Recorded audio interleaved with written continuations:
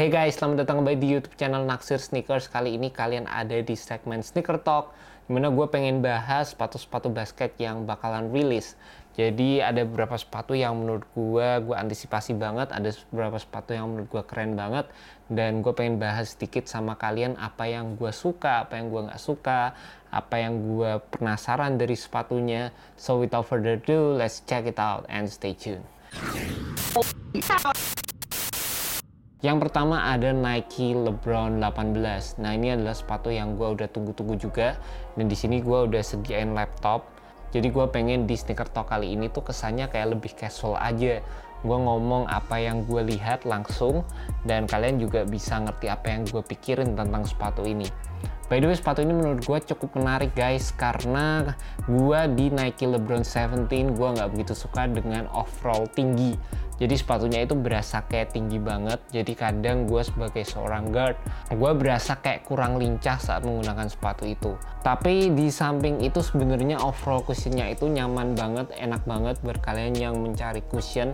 Kalian bisa cobain sepatu itu. Dan di LeBron 18 ini ada tweaks yang menurut gue oke banget. Jadi sepatunya itu kayak dibagi dua sisi. Nike itu bikin marketingnya tuh kayak gitu. Jadi di bagian belakang itu lebih ke arah power, dan juga di bagian depan dari sepatunya itu lebih ke arah speed. Di bagian belakang kalian masih tetap mendapatkan Air Max 270 Air Max unit, dan di bagian depan kalau gue rasa overall setupnya tuh lebih ke arah kayak LeBron 16. Dan kalau kalian perhatiin sepatunya juga tuh mirip banget sama kayak LeBron 16. Jadi menurut gue itu salah satu yang gue antisipasi.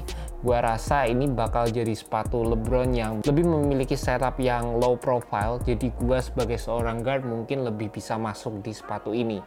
Dan untuk cushioning setupnya sendiri ini juga bakal jadi sesuatu yang menarik, karena di sepatu Nike LeBron 18 kita nggak dapet zoom pod lagi, tapi untuk overall cushionnya sendiri kita mendapatkan full length zoom ditambah dengan Air Max 270 di bagian heel. Dan gue gak kebayang sih rasanya gimana. Zoom itu udah pasti springy banget, responsif, eksplosif juga, ada sensasi bouncy-nya. Dan untuk Air sendiri itu lebih kayak cushioning yang memberikan kita impact protection, peredaman gitu, dan lebih overall cushion yang ringan. Kalau gue cuma lihat dari kontur sepatunya kayaknya nggak setinggi yang dulu. Gue sih cukup optimis sepatu ini bakal jadi sepatu yang nyaman buat gue, dan gue nggak sabar untuk review sepatunya guys. Sepatu kedua yang bener-bener gue antisipasi adalah sepatu Nike Zoom BB NXT. Ini menurut gue juga sepatu yang keren banget. Jadi dari Nike ini menurut gue adalah sepatu yang bukan sepatu signature, tapi dari segi teknologi, dari segi fitur-fitur yang diberikan ini kayak top banget dari Nike.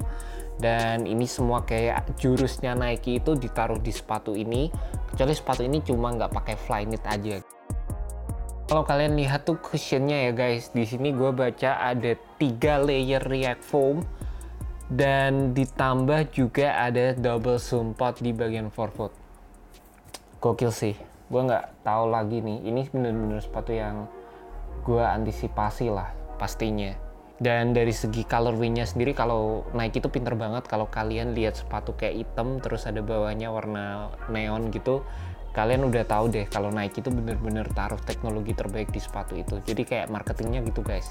Di sepatu-sepatu lari Nike juga kebanyakan dia pakai warna-warna kayak gini, buat sepatu yang mungkin memang buat sepatu yang bener-bener mereka promosiin dari segi teknologi. Cukup menarik lah. Terus di sepatu Nike lagi, kita ngomongin Nike dulu ya guys. Nanti abis ini kita bakal ngomongin brand-brand lain juga. Tapi kayaknya di video kali ini kita cuma bakal bahas Nike sama Adidas. Di sini gua ada Zoom Freak 2. Ini juga salah satu sepatu yang menurut gua antisipasi banget. Pasti juga banyak dari kalian yang tertarik, karena di sepatu ini menurut gua Nike banyak banget mendengar feedback dari kita terhadap performance dari Nike Zoom Freak 1. Dan di Zoom Freak 2 itu salah satu yang menurut gue modelnya menarik, itu kayak running shoe banget.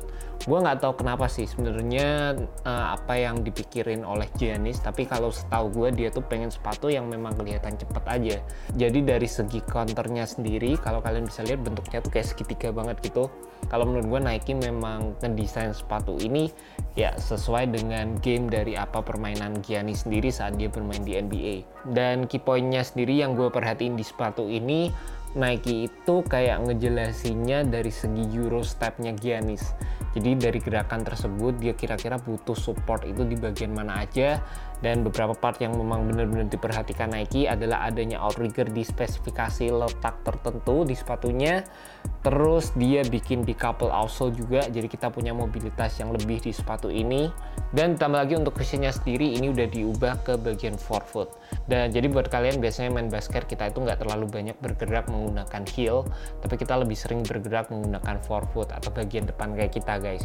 Maka dari itu sebenarnya kadang banyak banget orang yang komplain kalau di bagian belakang sepatunya itu dikasih cushion, tapi di bagian depan nggak ada cushionnya sama sekali gitu. Next gue pengen ngomongin sepatu Adidas. Di sini gue coba ketik Adidas Don't Issue 2 karena ini menurut gue salah satu sepatu yang menarik juga. Kenapa gue bilang menarik? Karena ini adalah sepatu terakhir Adidas menurut gue, sepatu basketnya yang pakai teknologi bounce. Jadi gue itu suka banget sama bounce.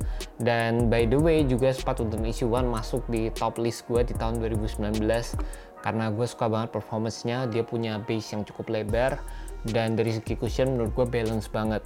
Dan di Don't Issue 2 secara estetik menurut gue ya rame lah, ciri khas Adidas banget. Dari estetik tuh kalian udah bisa lihat. Dan gue sebenarnya nggak begitu nangkep tema Spider-Man lagi di sepatu ini, meskipun Adidas masih pakai tema Spider-Man juga. Dan kalau gue bisa bilang dari segi looks ini sepatu yang chunky banget, jadi kayak bener-bener anak muda banget lah. Kalau kalian pakai sepatu ini menurut gue desainnya cukup rame, jadi kelihatan fresh aja dibandingkan sepatu-sepatu lainnya. Tapi yang menurut gue yang paling gue pengen lihat di sepatu ini adalah dari segi cushionnya sendiri.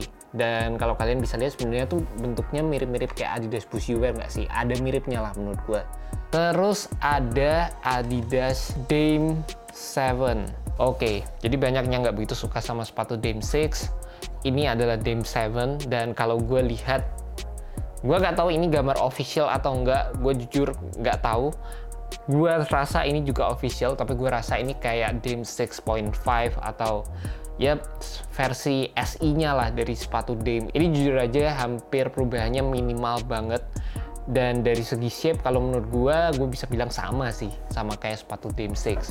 Gue nggak tahu kenapa Adidas itu menurut gue identik sama hal-hal yang kayak gini, meskipun sekarang Nike sering banget bikin sepatu-sepatu terutama budget model yang mereka pakai tooling yang sama, nggak jauh berbeda. Contohnya juga kayak sepatu-sepatu Kobe yang terakhir rilis itu mirip banget. Tapi ini gokil sih, ini signature shoe, bentuknya mirip. Dari segi cushionnya juga ini pakai like strike.